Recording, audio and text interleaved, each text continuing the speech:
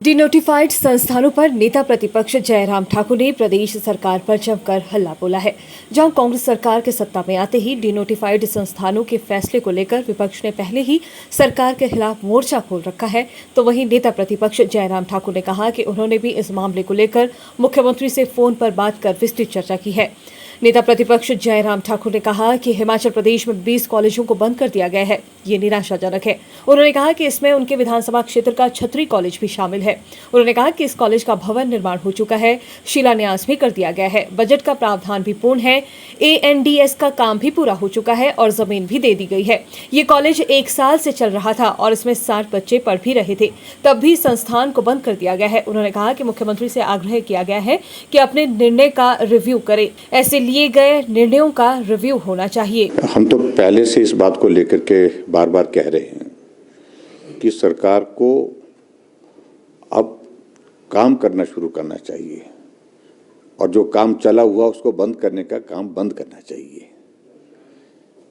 मैं इस बात को देख करके थोड़ा हैरान हूं कि पिछले कल आपको मालूम पड़ा कि कॉलेजेस भी जो है वो डिनोटिफाई कर दिए। मात्र 3 कॉलेज जो है वो उन्होंने उसमें रखे हैं। आज मैंने मुख्यमंत्री जी से फ़ोन पर बात की है और मैंने उनसे इस बात के लिए आग्रह किया है। ये सारी चीज़ें बहुत हद तक जो है, आपको क्या लग रहा है मालूम नहीं, लेकिन उसके बावजूद बहुत विरोध है इसका लोगों के बीच में। कोई संस्थान मिलना और जनता की मांग पर संस्थान मिलना और उस संस्थान को हमने संचालित कर दिया है। और जैसे मेरा विधानसभा क्षेत्र का जो कॉलेज डिनोटिफाई किया है छतरी का, उसके लिए भवन का शिलान्यास हो चुका है, बजट का उसमें प्रावधान कर चुके हैं हम, ANDS उसकी हो चुकी है, 60 स्टूडेंट उसमें वहाँ पर पढ़ाई कर रहे हैं, ज़मीन कॉलेज को दे दी गई है और 1 साल उस कॉलेज को खुले हुए हो गया और ऐसे में उस कॉलेज को बंद करना बिल्कुल भी उचित नहीं है। मैंने कहा कि बाकी जगह भी आप रिव्यू करिए, ये सारी चीज़ों को लेकर के एक अच्छा संदेश नहीं जाता है। और मैं उनसे इस बात के लिए पहले बात कर चुका हूँ और मैं उम्मीद करता हूँ कि वो रिव्यू करेंगे आने वाले समय में। लेकिन फिर भी उसके बावजूद जो बंद करने का ये क्रम चला है, इस क्रम को रोकने की आवश्यकता है।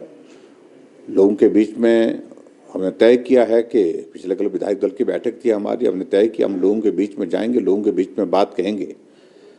अगर संस्थान की अगर मांग नहीं होती तो हम नहीं खोलते। जो भी संस्थान खोले हैं लोगों की मांग पर खोले हैं, जनप्रतिनिधियों के मांग पर खोले हैं। तो ऐसे में लोगों की भावनाओं को अनादर करना ये उचित नहीं है। कुछ एक संस्थान बंद करने की बात होती तो भी समझ में आता, थोक में बल्क में सभी संस्थान बंद करने की जो है ये परंपरा अच्छी नहीं है। और मैं समझता हूँ कि जो हमने बात कहनी थी हमने कही है और मुख्यमंत्री जी इस बात को लेकर के पुनः विचार करें और जो संस्थान खोले हैं उनको शुरू करें। क्या कोर्ट का रास्ता भी अपनाएंगे? निश्चित रूप से वो लोग किसको रोक पाएंगे आप? जब सैकड़ों की संख्या में संस्थान बंद कर दिए हैं तो लोग अपना रास्ता ढूंढेंगे, आंदोलन करेंगे। आंदोलन से कुछ रास्ता नहीं निकलता है, वो लोग कानूनी रास्ता अपनाने के लिए आगे विवश हैं। अगर कानूनी रास्ते में उनको राहत नहीं मिलती है तो फिर उसके बाद फिर आंदोलन का रास्ता उनके पास है। और निश्चित रूप से इस सारी चीज़ को लेकर के एक बहुत बड़ा अनरेस्ट जो है, एक नाराज़गी का, एक निराशा का माहौल पूरे हिमाचल प्रदेश में हर विधानसभा क्षेत्र में है। मैं इस बात को लेकर के बड़ा ज़रूर कहना चाह रहा हूँ कि जहाँ 3 महीने में 3 कैबिनेट होती है, अब हर दूसरे दिन कैबिनेट हो रही है।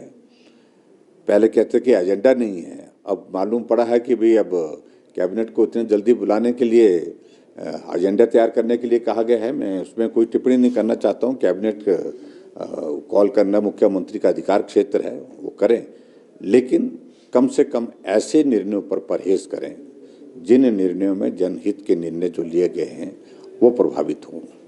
ये मैं ज़रूर कहना चाहता हूँ और मैं उम्मीद करता हूँ कि मुख्यमंत्री जी इन सारी बातों को लेकर के थोड़ा विचार करेंगे।